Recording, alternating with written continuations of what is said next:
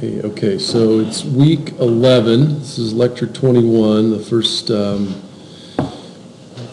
lecture of the week, and we did our best to finish chapter 10 last week. We kind of rushed through some of the reactor types at the end, but I think we got to everything. This book does spend a lot of time on nuclear. There are two separate chapters. Last time we looked at the physics of nuclear reactions. We also looked at a few reactor types.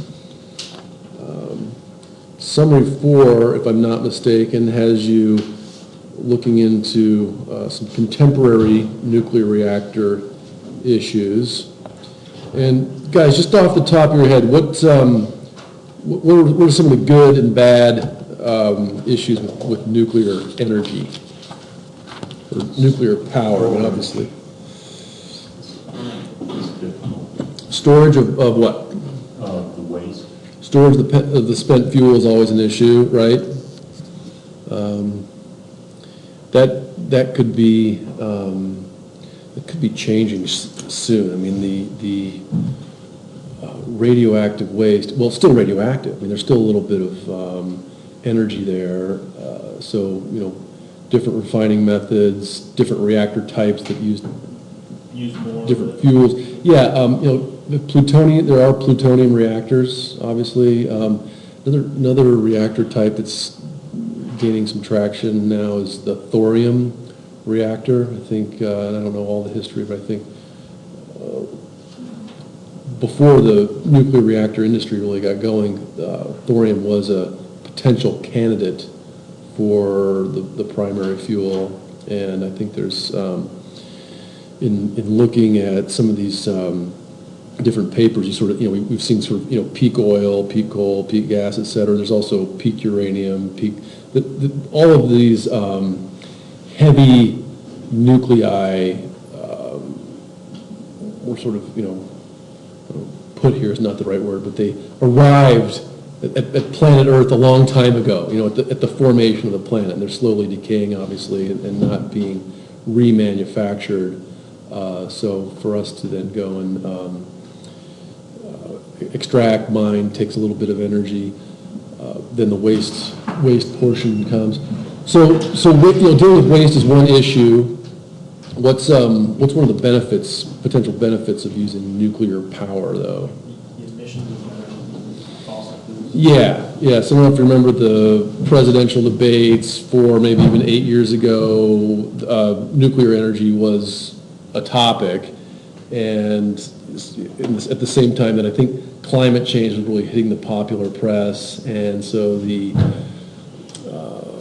political candidates were kind of stumping for nuclear energy as a alternative, if you will, to conventional fossil fuels.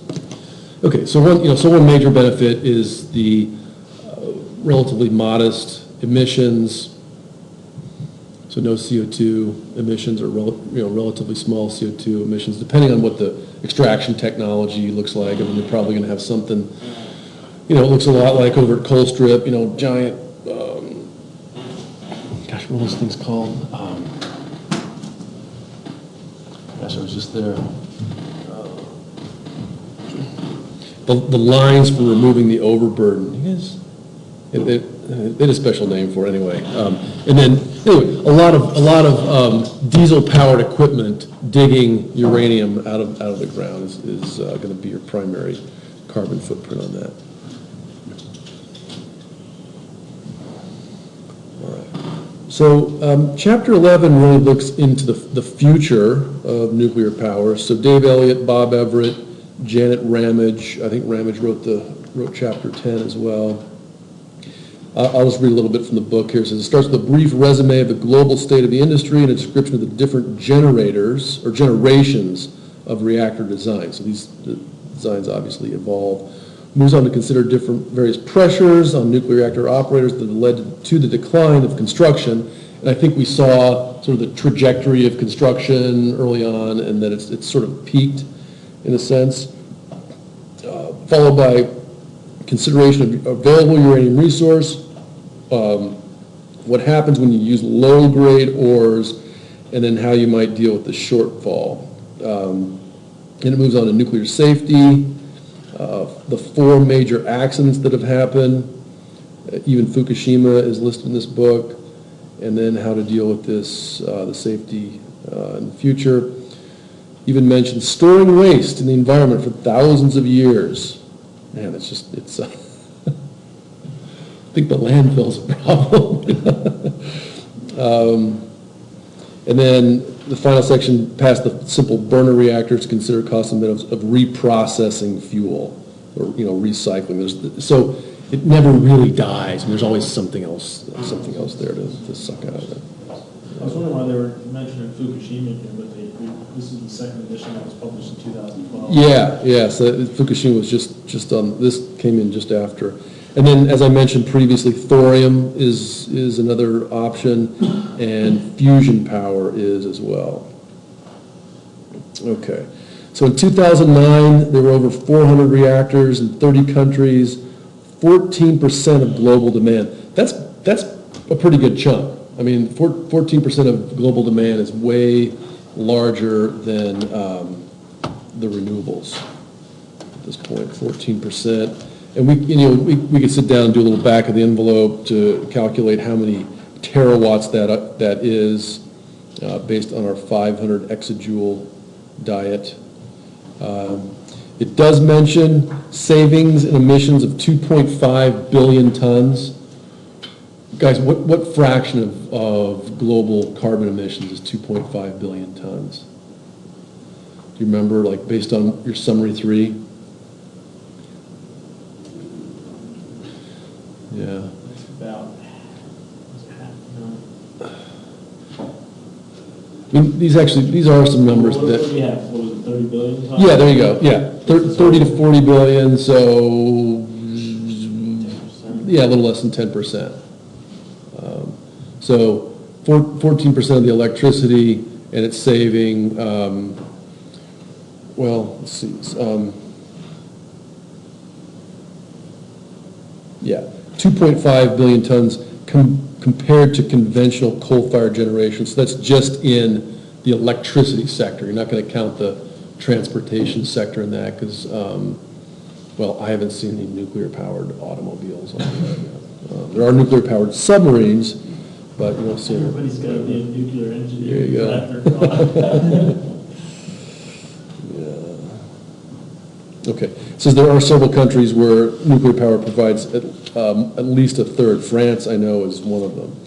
We talked a little bit last time about the different technologies. It says 60% are the pressurized water reactors, first developed in the U.S., 20% boiling water reactors, and then, 66 under construction, 27 in China, 11 in Russia, 55 are the PWRs, the pressurized water reactors. All right, so let's look at the figures here a little bit.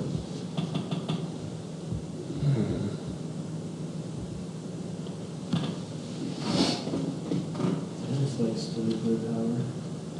Yeah, there's France, way up there. Slovakia, Belgium, Switzerland, Sweden, South Korea, Finland, Japan.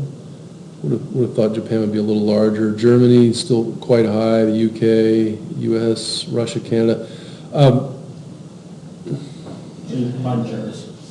Combine Germany's nuclear emitter, alternative solar. Yeah. Big percentage, right? Absolutely, yeah, and I'm looking at Germany's profile here. I don't know. I mean, I know that after World War II, Germany's access to nuclear fuel, I think, was restricted, and I guess I don't know that much about it. I'm wondering though if those reactors are actually inside their borders or not, or how that's dealt with. I mean, I think we're kind of past the World War II.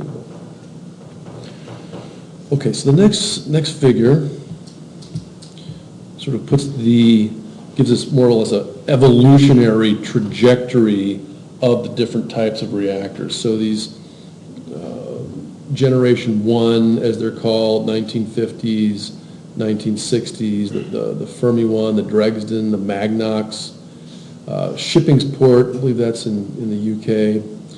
Generation 2, so these are the light water reactors, pressurized, the boiler waters, the CANDU out of Canada that we mentioned, and the gas reactor as well. Generation 3, so these are the light water reactors we talked about a little bit previously.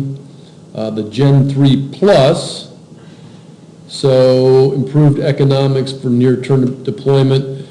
I guess this is just, you're going to think of this as more like a mobile home of nuclear reactor, if you will. Like, the physics have been worked out, the safety's been worked out, and you're just going to, modularize this thing and pop it together. Generation 4 haven't happened yet, but the idea is they are more economical, very safe, little waste, and you don't have the proliferation. Last time we looked at chapter 10, there was everything, all the arrows point to space N or whatever it was, like possible nuclear weapons type deals. So you can think of generation 4 as being very efficient from a number of standpoints. All right, so that's 11.1 and 11.2. 11.3 gets into the reasons for the decline in reactor construction. Okay, oops. And we talked about this a little bit. We said that the things pushing it in the go direction or the green direction are low carbon electricity supplies. We just mentioned that. And then national energy security. So I guess this is the case if you have uranium to mine on your own home soil. So yes, you wouldn't be dependent for importing it. Not the case for a country that did not have its own domestic uranium. Okay, so here's what's pushing against nuclear fuels in the red direction. So when fossil fuels are cheap, when electricity markets become more competitive, and this just means somebody pops up a wind farm nearby, and when the wind's really going strong, it gets really cheap, right? It's like, hey, we got all kinds. High capital cost is another one. You don't just build a little nuclear reactor in your backyard. I mean, these are giant engineering. We won't be doing this during the practicum next summer. Just FYI.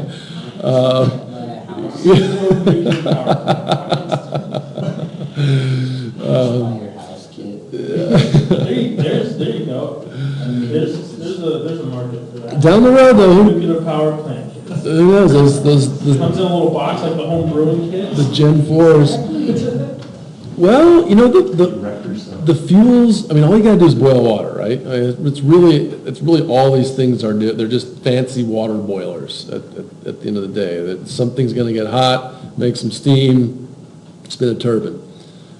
Okay, so safety, obviously, uncertainty of supplies, nuclear waste we mentioned, and then proliferation. It's also said here that today nuclear power is seen as a fully commercial rather than a semi-military activity. When I lived in Georgia, I worked at the Savannah River site for a little while as a fire protection engineer. And I think they had 5 reactors there at Savannah. And, my job was basically going in and making sure that the buildings weren't going to burn with a little bit of nuclear fuel left in them, and the tanks explode and leak it out, et cetera. But there were a few breeder reactors there, that were just their whole purpose was to make plutonium for making weapons. It was but what we're primarily focused on here is just using nuclear power to make electricity. Okay.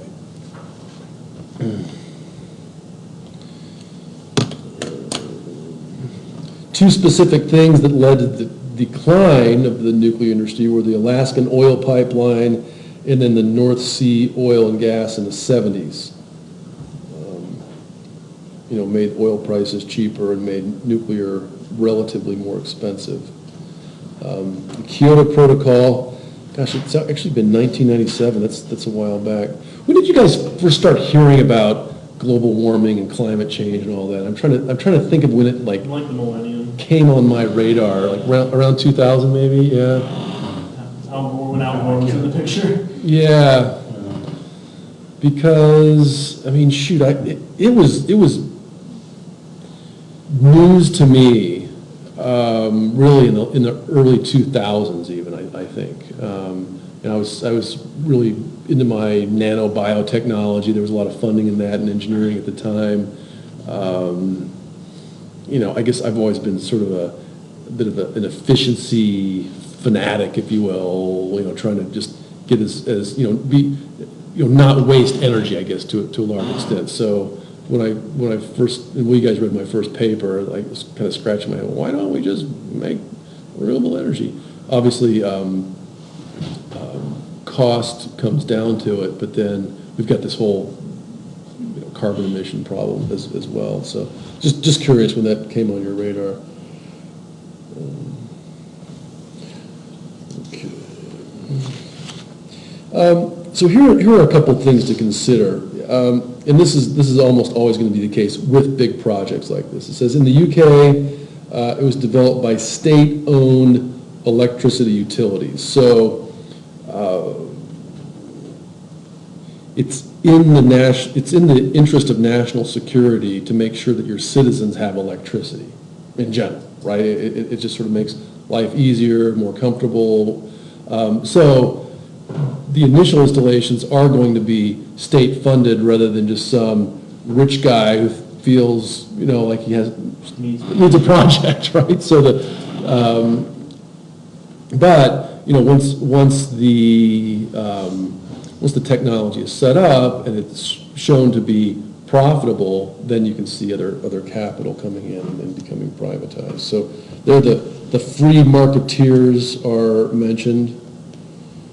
And, that can go a long way. The free market is a fantastic thing as long as public safety isn't compromised. As long as we don't have to, if we just put the waste in the river here, we don't have to pay all these fancy storage fees. So that's obviously something that has to be considered. I like jam it down the volcano idea. Yeah, send it back to the center of the earth. Either one. Does that have any effect? Putting it in a volcano? Well, dropping it into a volcano? I wouldn't put it in a volcano. I guess what we'll see later is it will be put into deep underground formations that are not seismic. In fact, sort of just the opposite, sort of an anti-volcano. So if there's a reaction that can't cause anything. Right. So I think we just start shooting it at the sun or just taking it to outer space and just shoot it. Take it to the space station and let it go. Once we come up with the just a to get the one-day travel to space and back. well, some of these cool hyperphysics shows, you'll see the tunnel that starts in New York and then exits Earth in like Los Angeles or whatever. So you get a little bit of a gravity assist, and I think once we get a sweet gravity assist tunnel going, then maybe terminal velocity will become a little more economical. Yeah, 'cause that's what you're looking for. It's like 40,000 miles per hour you gotta hit. It's fast. Yeah. Let's shoot it up there and start a second sun. Shooting it Problem around is would be a the problem. rocket fails on the way out, then. Well, there's that. And I don't know if you've ever heard of the physicist Freeman Dyson or not, but he actually did have he had a kind of a 1-2 punch. After the Cold War ended, there's all these leftover nuclear weapons, and his idea for getting to Mars or getting to some deep space would be to load all the nuclear weapons on a single rocket and then just sort of one at a time drop them out the back end with a giant explosion plate. Yeah, for the thrust. The nuclear warhead goes off behind the rocket. This is serious. This is a no joke. Cartoon or something. Yeah. I was, Like, what if there is other people like out there? We're just shooting missiles with our waist, just. no, we've looked pretty far and haven't seen anybody yet, but doesn't mean it's not gonna happen. That's funny. I don't know, what they discover, like, water on Mars or something? Yeah, There's no not too long ago. Yep. A month ago, running water. Yep, there's a little water up there. Okay, so here's a little thing on safety, page 431. It says, although the coal, oil, and gas industries have had serious accidents, the nuclear accidents at 3 Mile Island in the U.S. in 1979, Chernobyl in 86, and Fukushima was at 2012, have deeply influenced the public perception. And it's a similar argument when people are scared of flying in an airplane versus driving a car. Your chances of dying in a car are way bigger than dying in a plane. But on the other hand, there's sort of this, illusion of control. Well, not illusion. I mean, you have some control of your car. You don't have control over a truck running into you necessarily, but you have more control, obviously, in your car than you do on an airplane. So I think that's probably how that safety thing gets weighed. Oh, I understand fire, I understand coal burning, I understand oil burning. I do not understand what goes on in a nuclear power plant, and I am out of control, and so is it, so no thanks. So I think that's kind of part of the public perception on that. Big ball of fire and mass casualties on an airplane. A single car accident into a tree, somebody, Yeah. not as big a news story, Not as it's big more as common. all or nothing, right. Okay, so this is an interesting statistic. It says at present, world uranium mining does not supply enough ore to run the world's set of reactors. There's just not enough gas out there to run all the engines, more or less. The reactors were built faster than it doesn't mean there's not enough ore out there on the planet, it just means the mining is not happening at a rate sufficient to supply all the reactors. But the difference is made up mainly from the large military uranium stocks left over from the Cold War. So we're not blasting ourselves into space, we're sending these to reactors.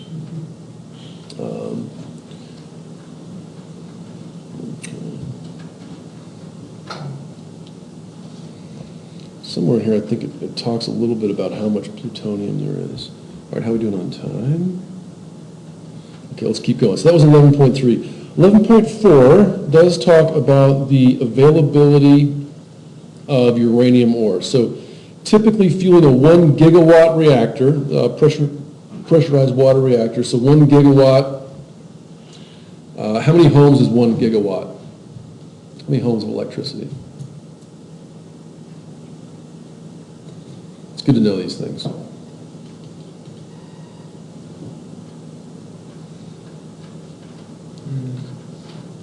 Any guesses? You guys know about how much? City worth? What's that? City worth? City who? A city worth? Oh, a city worth? Yeah, it's good. A city. I'll take a city. How big is your city? Okay. A little X variable in that answer. A typical home, typical American home is going to be between 500 and 1,000 watts. So 1 gigawatt divided by 1 kilowatt equals 10 to the 6th. So a single 1 gigawatt reactor could supply Montana. 1 million. 10 to the 6th. 1 million. Oh, there's 1 million people in Minneapolis, that's what I was thinking. Oh, Minneapolis, the town of Minneapolis. There we go. Okay, yeah. So 1 gigawatt at 1 kilowatt per home, and that's, I don't. Isn't 10 to the 6th 10 million? No. It's a 1 with 6 zeros. But you're saying 10, not 1 to the 6th. One times 10 Yeah. to the 6th, okay. Yeah. I thought you meant 10 times 10 to the 6th. Oh, yeah. If you're, Gotcha. yeah, and you know what, if you're used to looking at Microsoft Excel, that can, because in Microsoft Excel, you'll write 1 E6, And so, yeah. That's good, you remembered your Excel. It gets me sometimes too. Yeah, so 1 million homes, well, gosh, that's even more, there's not, I don't think there's 1 million homes in Montana, there's probably 250,000, right, there's 1 million people, so, no problemo. So this 1 gigawatt requires 200 tons of unenriched uranium. And that's not a heck of a lot. What does some of these rail cars haul? Pretty close, yeah. One rail car. Yeah, it's just a couple rail cars of uranium. Like 80 goes through Missoula a day. Yeah. Pretty obnoxious. I don't know if any. I don't know if any. I would be putting uranium in one of those cars. Well, that's a good question. It's got to get shipped somehow, and if it's, and we talked a little bit about the lead casing and whatnot. If it's, and there are a few shots here in the book of showing accidents and accident containment scenarios, but I would not be one bit surprised if radioactive materials flow back and forth on this rail. It's got to go somewhere, and it's not like anyone's going to tell you that. I mean, what's the best scenario? Okay, here comes all the radioactive material. What's the best strategy there? Yeah. Don't tell anybody. Right. So there's a good argument to just not let Ed Snowden know where all the stuff is, so nobody else knows either, right? I don't know. All right. But seriously, some of this is obviously a matter of national security. All right, so this is partially refined uranium. It's just called yellow cake, uranium oxide. We'll get into the chemistry here in a little bit, showing exactly what that is chemically. Yellow cake mix. Yeah. All right. And now, let's look at the resources. So we did this with the petroleum previously. Now let's do it for uranium. There are a couple different categories of resources. One is called RAR, or reasonably assured resources. So thought to exist with sufficient confidence, we'll call it better than 50-50, that you're going to get some uranium out of it. And then the inferred resources, so requiring direct measurements before making an investment decision. You have to go in there with a Geiger counter, do some seismic measurement like we saw previously.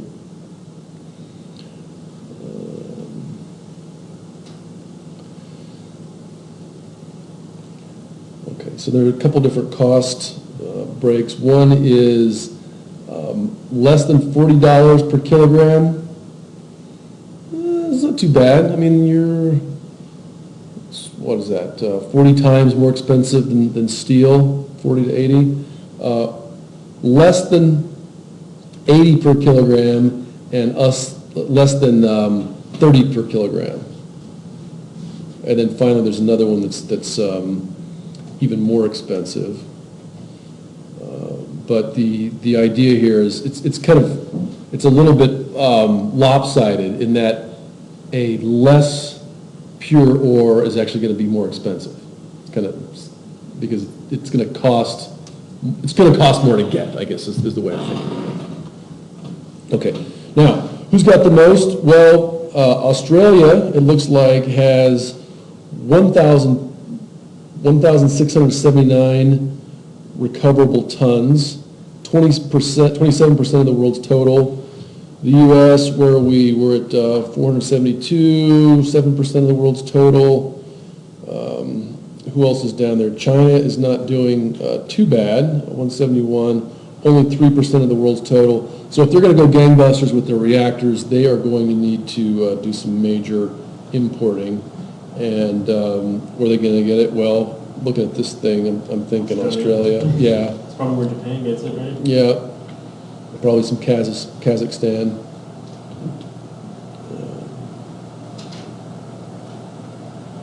Okay. And And then let's look at a couple more, let's look at two more figures and then we'll take a break. Okay, so here was world demand. So here's 2000. This is 1990. This is 1986. You know, I'm just going to throw it out there. I'm guessing, well, I'm not guessing. Like, this is Chernobyl, but I am going to hypothesize that the Chernobyl accident had a lot to do with the lack of demand. This is 1950. There's 1960, 1970. 3 Mile Island was right around in here somewhere, and I don't know if that. I don't think there was an accident here in 1960, but we'll check.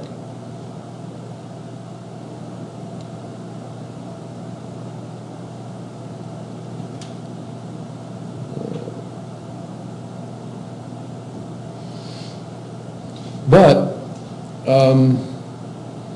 these curves more or less, you know, predict the end of uranium. And yeah, it's a little surprising when you first see it. And I guess when I see this though, I think back to that very first problem we did at the beginning of class where we had that 10 million to 1 ratio. You know, we're sort of extracting the fossil fuels 10 million times faster than they were deposited by photosynthesis. Here, I'm not even sure how you make that calculation because these atoms are old. They're older than the planet. I mean, they were forged in a supernova 8 billion years ago. You know, all of these heavier elements have to be forged in a collapsing star. I mean, that's how they're made. So they're old. And you said they're constantly decaying. Yeah, exactly. So you can take a measurement today, and even if you didn't touch it, it would be the same. That's right. In 50 years. Yeah, that's right. You know, nature is constantly sort of decaying them on its own, if you will, and we're sort of accelerating that decay. Like coal, where it takes a long time to rejuvenate itself. Right. Yeah. You got to wait around for the next supernova.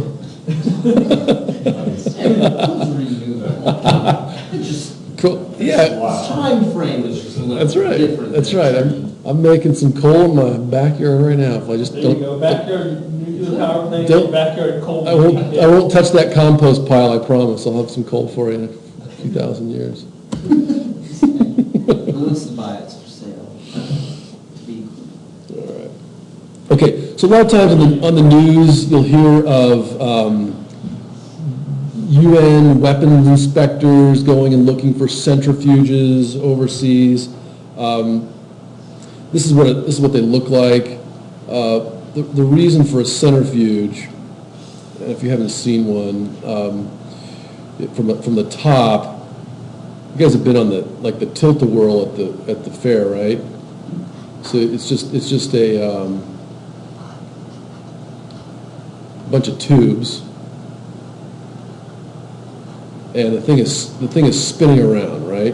So what happens is there's some force that's pushing everything in this direction. Now, on Earth, obviously, we feel gravity. You know, we have 1g, but in a centrifuge, the acceleration. If I get this right, I think the acceleration equals. I think it's r omega squared. So if r is the distance from the center, and omega is how fast the thing is spinning in RPMs. So the further you are from the edge, the faster it is spinning, the greater acceleration. And gosh, even in the lab here, you can get something like 100,000 Gs.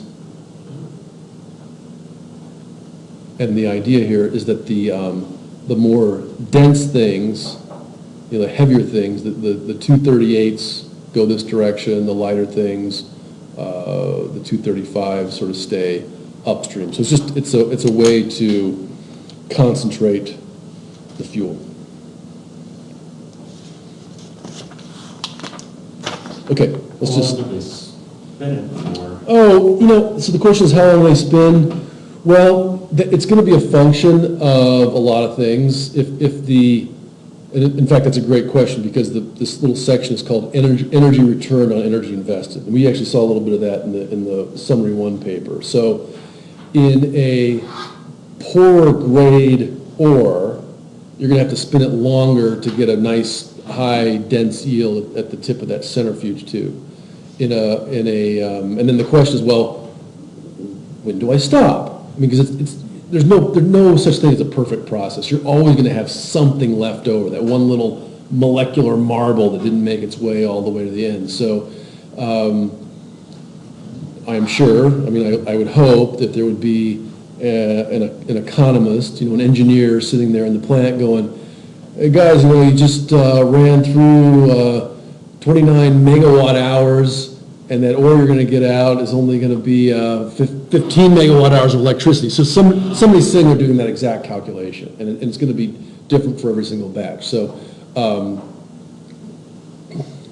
Okay. right. But that's how you would answer that question. To see, because obviously it takes energy to spin the centrifuge.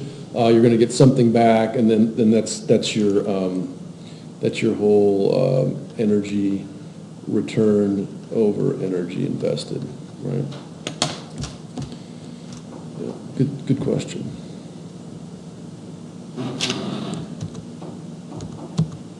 All right, let's take a little break.